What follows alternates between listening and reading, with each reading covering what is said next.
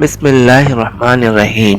آپ دیکھ رہے ہیں تعلق بازار میں، اور آپ کا ہوسٹ نوید احمد شاہ آپ کے لیے صحابہ کے واقعات لے کر آپ کی خدمت میں پیش ہوتا رہتا ہوں اور مختلف معلوماتی چیزیں آپ کے ساتھ شیئر کرتا ہوں۔ اس کا مقصد صرف یہ ہے کہ ہم اپنے آنے والی نیو جنریشن جو دوسری معلومات کے ساتھ ساتھ اپنی دینی معلومات میں بھی اضافہ کر سکیں۔ اس کے لیے ہماری یہ ادنا سی کوشش جاری اور ساری رہے گی۔ تو آج ہم آپ کے ساتھ خلیفہ دویم حضرت سیدنا عمر فاروق رضی اللہ تعالی عنہ کا خلافت کا زمانہ شیئر کریں گے۔ تو آئیے شروع کرتے ہیں۔ حضرت سیدنا ابو بکر صدیق رضی اللہ تعالی عنہ نے 21 جمادی الثانی 13 ہجری کو اس جہان فانی سے کوچ فرمایا۔ حضرت سیدنا ابو بکر صدیق رضی اللہ تعالی عنہ کے وصال کے بعد حسب وصیت حضرت سیدنا عمر فاروق رضی اللہ تعالی عنہ نے منصب خلافت سنبھالا اور تاریخ اسلام میں دوسرے خلیفہ بنے۔ حضرت سیدنا عمر فاروق کو بطور خلیفہ نامزدگی کی وصیت حضرت سیدنا عثمان غنی رضی اللہ تعالی عنہ نے مجمع عام میں پڑھی۔ ام المومنین حضرت عائشہ رضی اللہ تعالی عنہما سے مروی ہے کہ جب حضرت سیدنا ابو بکر صدیق رضی اللہ تعالی عنہ کے وصال کا وقت قریب آیا تو آپ رضی اللہ تعالی عنہ نے حضرت سیدنا عمر رضی اللہ تعالی عنہ کو بطور خلیفہ نامزد کیا۔ حضرت سیدنا علی المرتضی رضی اللہ تعالی عنہ اور حضرت طلحہ رضی اللہ تعالی عنہ اس وقت حضرت سیدنا ابو بکر صدیق رضی اللہ تعالی عنہ کے پاس تشریف لائے اور دریافت کیا، آپ رضی اللہ تعالی عنہ نے کس کو خلیفہ نامزد کیا ہے؟ آپ رضی اللہ تعالی عنہ نے جواب دیا، میں نے عمر رضی اللہ تعالی عنہ کو خلیفہ نامزد کیا ہے۔ دونوں حضرات نے بیک وقت پوچھا، آپ رضی اللہ تعالی عنہ اپنے رب کو کیا جواب دیں گے؟ فرمایا، کیا تم مجھے اللہ عز و جل سے ڈراتے ہو؟ بے شک میں اللہ اور عمر رضی اللہ تعالی عنہ کو تم دونوں سے زیادہ جانتا ہوں۔ میں کہوں گا کہ میں لوگوں میں سے بہترین خلیفہ کو مقرر کر کے آیا ہوں۔ حضرت سیدنا عمر فاروق رضی اللہ تعالی عنہ نے 23 جمادی الثانی 13 ہجری کو منصب خلافت سنبھالا۔ اس وقت آپ کی عمر مبارک تقریباً 52 سال تھی۔ فتوحات فاروقی۔ حضرت سیدنا عمر فاروق رضی اللہ تعالی عنہ جب خلافت کا منصب سنبھالا تو سب سے پہلے فوجی معاملات اور عراق کی مہم کی جانب اپنی توجہ مبذول فرمائی اور حضرت خالد بن ولید رضی اللہ تعالی عنہ کو کمانڈر ان چیف کے عہدے سے ہٹا کر حضرت ابو عبیدہ بن الجراح کو کمانڈر ان چیف مقرر کیا۔ تاریخ اسلام میں کوئی بھی شخص عمر رضی اللہ تعالی عنہ کے پائے کا فاتح نہیں ہوا۔ آپ رضی اللہ تعالی عنہ کی فتوحات کا اندازہ اس بات سے لگایا جا سکتا ہے کہ آپ رضی اللہ تعالی عنہ کے دور خلافت میں 3600 علاقے فتح ہوئے، 900 جامع مساجد کی تعمیر ہوئی اور 40,000 عام مساجد تعمیر ہوئیں۔ آپ رضی اللہ تعالی عنہ کے دور خلافت میں مفتوحہ علاقوں کا کل رقبہ 22 لاکھ مربع میل ہے۔ ذیل میں حضرت سیدنا عمر فاروق رضی اللہ تعالی عنہ کے دور خلافت میں ہونے والی فتوحات کا تذکرہ علاقے کے حساب سے بتانے کی کوشش کریں گے۔ عراق کی فتح۔ عراق پر ایران کے ساسانی خاندان کی حکمرانی تھی۔ حضرت سیدنا ابو بکر صدیق رضی اللہ تعالی عنہ کے دور خلافت میں عراق میں فتوحات کا سلسلہ شروع ہو چکا تھا اور عراق کے تمام سرحدی علاقے حضرت سیدنا ابو بکر رضی اللہ تعالی عنہ کے دور خلافت میں فتح ہو چکے تھے۔ ابو بکر صدیق رضی اللہ تعالی عنہ نے حضرت خالد بن ولید کو ملک شام کی مہم پر بھیج دیا، جس سے عراق میں فتوحات کا سلسلہ رک گیا۔ حضرت سیدنا عمر فاروق نے خلیفہ منتخب ہونے کے بعد اپنی پہلی توجہ عراق کی مہم کی جانب مرکوز فرمائی۔ حضرت سیدنا عمر فاروق رضی اللہ تعالیٰ عنہ جب خلافت کی ذمہ داریاں سنبھالی تو چار جانب سے مسلمان جوک در جوک بیعت کے لیے حاضر ہونے لگے۔ آپ نے اس موقع کو مناسب سمجھتے ہوئے لوگوں کو عراق کے جہاد کی ترغیب دی۔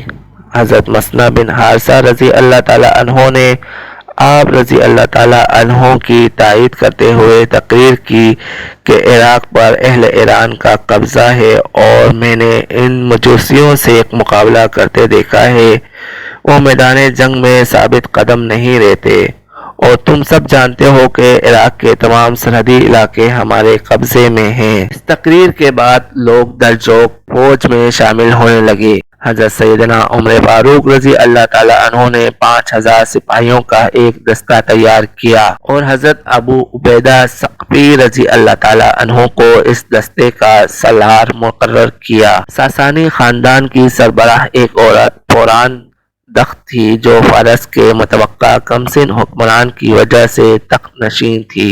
اس عورت نے رستم کو وزیر دفاع مقرر کیا ہوا تھا، جو اس وقت اہل عجم میں سب سے بہادر، دلیر اور جنگی معاملات میں صاحب تدبیر تھا۔ رستم کو جب لشکر اسلام کی آمد کی خبر ہوئی تو اس نے ایک بڑی فوج تیار کی۔ اس پر جابان کو سپہ سالار مقرر کیا جو کہ عراق کا ایک نامور رئیس تھا اور عربوں کے مخالفین میں شمار ہوتا تھا۔ حق اور باطل کے درمیان پہلا ٹکراؤ نمارق کے مقام پر ہوا۔ اسلامی لشکر جو کہ تعداد میں ایرانی لشکر سے کم تھا مگر جہاد کے جذبے سے سرشار تھا۔ لشکر اسلام نے کم تعداد ہونے کے باوجود ایرانیوں کا ڈٹ کر مقابلہ کیا اور انہیں شکست فاش سے دوچار کیا۔ ایرانی فوج کی شکست کی خبر سن کر رستم پریشان ہو گیا اور اس نے فوری طور پر بہمن جاویدیہ کو 3000 فوج اور 300 جنگی ہاتھیوں اور دیگر فوجی ساز و سامان کے ہمراہ روانہ کیا۔ بہمن جاویدیہ اپنے اس لشکر کو لے کر مدائن سے روانہ ہوا اور راستے میں لوگوں کو عربوں کے خلاف بھڑکاتا ہوا اور اپنی فوج میں شامل کرتا ہوا دریائے فرات کے کنارے قسنطف کے مقام پر پڑاؤ ڈالا۔ حضرت ابو عبیدہ ثقفی رضی اللہ تعالیٰ عنہ کا لشکر نمارق سے ہوتا ہوا سقاتیہ کے مقام پر پہنچا اور وہاں اس کا مقابلہ نرسی کے لشکر سے مقابلہ ہوا۔ نرسی کا لشکر بھی لشکر اسلام سے تعداد میں زیادہ تھا مگر ایک گھمسان کے رن کے بعد لشکر اسلام نے نرسی کے لشکر کو بھی شکست فاش سے دوچار کیا۔ حضرت ابو عبیدہ ثقفی رضی اللہ تعالیٰ عنہ لشکر اسلام کو لے کر دریائے فرات کے دوسرے کنارے پر پہنچے۔ حضرت ابو عبیدہ ثقفی لشکر اسلام کے ہمراہ بے جگری اور دلیری سے لڑے یہاں تک کہ خود شہید ہو گئے۔ اس خونریز معرکے میں 6000 مجاہدین مرتبہ شہادت پر فائز ہوئے جبکہ دشمن کے بھی 6000 سپاہی جہنم واصل ہوئے۔ اس معرکے میں مسلمانوں کو ہزیمت کا سامنا کرنا پڑا۔ لشکر اسلام کی اس شکست کے بعد حضرت سیدنا عمر رضی اللہ تعالیٰ عنہ غضبناک ہو گئے۔ آپ رضی اللہ تعالیٰ عنہ نے ایرانیوں سے مقابلہ کرنے کے لیے تمام عرب قبائل میں اپنے قاصد روانہ کیے جنہوں نے عربوں کو ایرانیوں مجوسیوں کے خلاف لڑائی پر ابھارا۔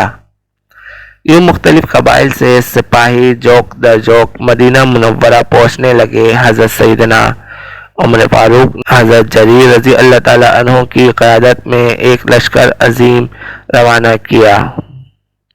حضرت مسنہ بن حارثہ جو کہ سرحدی علاقوں میں موجود تھے وہاں انہوں نے بھی سرحدی علاقوں سے ایک فوج تیار کر لی۔ ایرانیوں کو جب لشکر اسلام کی اثر نو حملہ جنگی تیاروں کی خبر ملی تو انہوں نے بھی اپنے 12000 سپاہیوں پر مشتمل اسپیشل فوج مہران بن مہرویہ کی کمان میں دیگر سرحدی فوج کی مدد کے لیے روانہ کیا۔ دریائے فرات کے کنارے بعیب کے مقام پر دونوں افواج کا آمنا سامنا ہوا۔ خونریز جنگ کے بعد لشکر اسلام کو فتح ہوئی اور مہران بن مہویہ میدان جنگ سے مارا گیا۔ اس جنگ میں بہت سے مسلمان بھی شہید ہوئے، جس میں حضرت مسنہ بن حارثہ رضی اللہ تعالیٰ عنہ کے بھائی حضرت مسعود رضی اللہ تعالیٰ عنہ بھی شامل تھے۔ ایرانیوں کے قریب 1,00,000 افراد اس جنگ میں مارے گئے، جس سے سلطنت ایران کی کمر ٹوٹ گئی۔ حضرت سیدنا عمر فاروق رضی اللہ تعالیٰ عنہ کو جب فتح کی خوشخبری ملی تو آپ رضی اللہ تعالیٰ عنہ نے لشکر اسلام کو ہدایت دی کہ وہ سرحدی علاقوں کی جانب لوٹ آئیں۔ ایرانیوں کی زبردست شکست اور عظیم جانی نقصان سے ایرانی زعماء کو ہلا کر رکھ دیا اور مسلمان عراق کے تمام علاقوں میں پھیل گئے۔ اس دوران ایرانیوں نے مسلمانوں کے مفتوحہ علاقوں میں بغاوت پھیلانا شروع کر دی اور رفتہ رفتہ تمام علاقے پھر سے ایرانیوں کے ہاتھ چلے گئے۔ حضرت سیدنا عمر فاروق کو جب اس کی خبر ہوئی تو آپ نے حالات کا ازسر نو جائزہ لیا اور جہاد کی تیاریاں شروع کر دی۔ حضرت سیدنا عمر رضی اللہ عنہ نے لشکر کی تیاری کے بعد خود سپہ سالار کی حیثیت سے جانے کا فیصلہ کیا تو حضرت عثمان غنی رضی اللہ تعالیٰ عنہ اور حضرت سیدنا علی المرتضیٰ اور دیگر صحابہ اکرام رضی اللہ تعالیٰ عنہ نے آپ رضی اللہ تعالیٰ عنہ کو منع کیا کہ اس طرح آپ مدینہ منورہ چھوڑ کر نہ جائیں، بلکہ کسی قابل شخص کو فوج کا سپہ سالار مقرر کر دیں۔ چنانچہ حضرت عمر فاروق رضی اللہ تعالیٰ عنہ نے اسلام کا سپہ سالار مقرر کیا۔ حضرت سعد بن ابی وقاص رضی اللہ تعالیٰ عنہ لشکر اسلام لے کر مدینہ منورہ سے سرحدی علاقے سیراف پہنچے، جہاں حضرت مسنہ رضی اللہ تعالیٰ عنہ 8,000 لشکر کے ساتھ موجود تھے۔ ابھی حضرت سعد ابی وقاص کا لشکر پہنچا ہی نہ تھا کہ حضرت مسنہ رضی اللہ تعالیٰ عنہ وصال فرما گئے۔ تو جناب آج تک کے لیے اس ایپیزوڈ کو یہیں تک رکھتے ہیں۔ اگلی ایپیزوڈ میں ہم بارے میں ذکر کریں گے، یہاں تک خاص طور پر جو واقعہ سنے تو اس میں مجھ ناچیز سے کچھ اگر غلطی رہ گئی ہو، کمی بیشی ہو گئی ہو تو میں اللہ پاک سے اس کے لیے توبہ استغفار کرتا ہوں، اور اگر آپ کو اس میں کوئی کمی بیشی محسوس ہو تو کمنٹس میں اپنی رائے ضرور دیجیے گا تاکہ ہم اسے تصحیح کر سکیں۔ اپنے ہوسٹ نوید احمد شاہ کو اجازت دیں۔ اللہ حافظ۔